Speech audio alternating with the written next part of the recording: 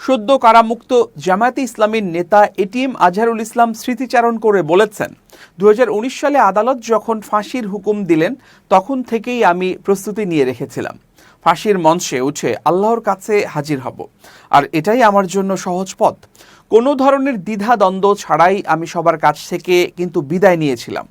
আমার কাছে যার যে আমানত ছিল দিয়েও দিয়েছিলাম।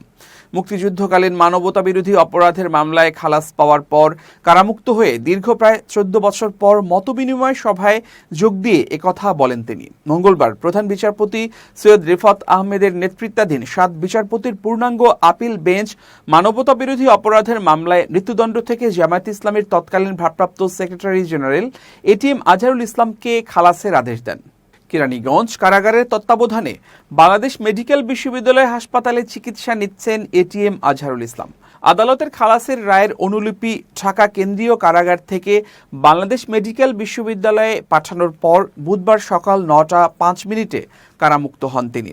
বুধবার সকাল 11:30টায় রাজধানীর মগবাজারের আল ফালাহ মিলনায়তনে তার মুক্তি উপলক্ষে মতবিনিময় সভার আয়োজন করে জামায়াতে ইসলামী। সেখানে তিনি স্মৃতিচারণা করে দীর্ঘদিনের রাজনৈতিক সহকর্মী ও কেন্দ্রীয় নেতৃবৃন্দের উদ্দেশ্যে বলেন, আলহামদুলিল্লাহ, আমি শারীরিক এবং মানসিকভাবে ভালো আছি। বয়সে বার্ধক্যে উপনীত হলেও আমি চিন্তা চেতনায় এখনও যুবক। তিনি আরও বলেন, আমি চিন্তাও করিনি আপনাদের সামনে এভাবে দাঁড়িয়ে কথা বলবো। আমি সেরকম বক্তাও নই দাঁড়িয়ে কথা বলতে পারবো। আগে জানলে বুঝলে হয়তো বক্তব্য দেওয়ার জন্য প্রস্তুতি বা নোট নিয়ে আসতাম। এটিএম আজহারুল ইসলাম বলেন, 2019 সালে আদালত যখন ফাঁসির হুকুম দিলেন তখন থেকেই আমি প্রস্তুতি নিয়ে রেখেছিলাম আল্লাহর কাছে হাজির হব, আর এটাই আমার জন্য সহজ পথ। কোনো ধরনের দ্বিধা দ্বন্দ্ব ছাড়াই আমি সবার কাছ থেকে কিন্তু বিদায় নিয়েছিলাম।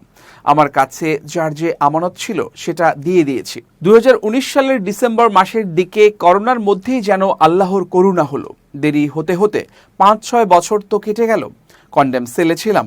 সবচেয়ে বেশি কষ্ট হয়েছে 2 নম্বর ফাঁসির সেলে 10 মাস থাকার সময়। এরপর 4 নম্বর সেলে আনা হয়। সেখানে অনেক রেস্ট্রিকশন থাকলেও ভালোই ছিলাম। তিনি বলেন, 5 আগস্টের সকাল পর্যন্ত আমার ধারণা ছিল, যেহেতু আওয়ামী লীগের অতীত ইতিহাসটা আমার জানা, যে 5, 10, 20 হাজার মানুষ মরলেও তারা ক্ষমতা ছাড়বে না। 5 আগস্ট সকালের দিকে প্রিজন সেল থেকে আমি তাকিয়ে দেখি শাহবাগ টিএসসির দিকে অনেক লোক। আমি দেখছি ছোট একটা বাচ্চা দাঁড়িয়ে থাকা পুলিশকে ঘুষি মারতেছে। তখন আমি বলছিলাম, এই সরকার আর থাকতে পারবে না। মানুষের মধ্যে এমন অবস্থা সৃষ্টি হয়েছে যে সরকার জনবিচ্ছিন্ন হয়ে গেছে। এরপর তো সবই আপনাদের জানা। আজকে মুক্ত হলাম। কি কারণে আমাকে গ্রেপ্তার করা হয়েছে? এমন প্রশ্ন তুলে আজহারুল ইসলাম বলেন, আমার তো জমি জমা সম্পত্তি নিয়ে কোনো ঝামেলা নেই। আমি আসলে ইসলামী আন্দোলন করি, এটাই অপরাধ। নিজামী মুজাহিদ ভাই গ্রেপ্তার হওয়ার পরে আমি 1.5 বছর ভারপ্রাপ্ত সেক্রেটারি জেনারেলের দায়িত্ব পালন করেছি। তখন পর্যন্ত আমি ভাবি নাই যে আমাকেও জেলে যেতে হবে, কিন্তু জেলে যেতে হয়। তবে তারা আটকাতে পারেনি, আমি বের হয়ে আসি। এরপর আমাকে আটকানোর জন্য আবারও জেলে পাঠাতে যুদ্ধাপরাধের এই মামলা দেয়া হয়। তবে ইসলামী আন্দোলনের কর্মী বলেই এই দীর্ঘ সময়ে আমি সমস্যা বোধ করিনি।